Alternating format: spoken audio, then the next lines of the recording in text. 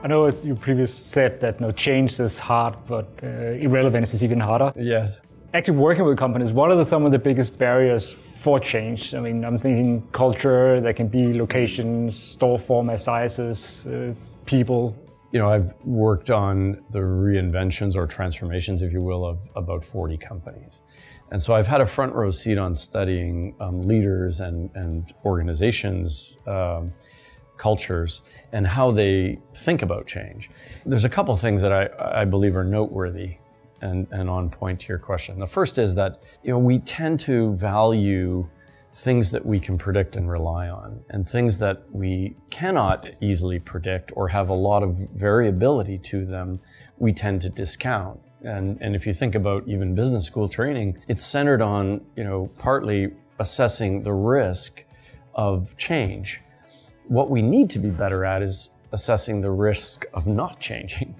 Because when, you know, we are experiencing an era as never before where the compression of business life cycles, brand life cycles, is shorter and shorter, it calls on us to continually push into the future, figure out what works, quickly scale it, and abandon what doesn't.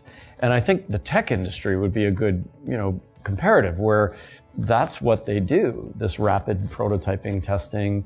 You know, here's 1.1, release 1.2, 1.3. It's this constant piece that retail, and I would say most consumer brand companies, and even many B2B and distribution companies, they're just not used to doing that. When you could build a model, stand it up, get it to some kind of optimal state, you could have decades without really doing much to tweak it.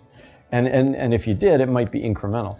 Now, it's re-examining. You know, when I grew up and you know, in my early career, I remember leaders that I looked up to, perhaps my clients, they would say, look, if it's not going to last many, many years, in fact, decades, it's not a strategy, you know, by definition. And today, we have to, as a discipline, re-examine our strategic choices because the world's changing so fast around us. So I think it's just getting, you know, the expression I think about with change is, yes, it is hard, but irrelevance is harder. But really what we have to get beyond is fearing it and seeing it not as risk, but as opportunity. And personally, as leaders, business leaders, but also just humans involved in, you know, all of this, to think about how do I get comfortable with change? In fact, how do I get good at it, even beyond good to like pro athlete good?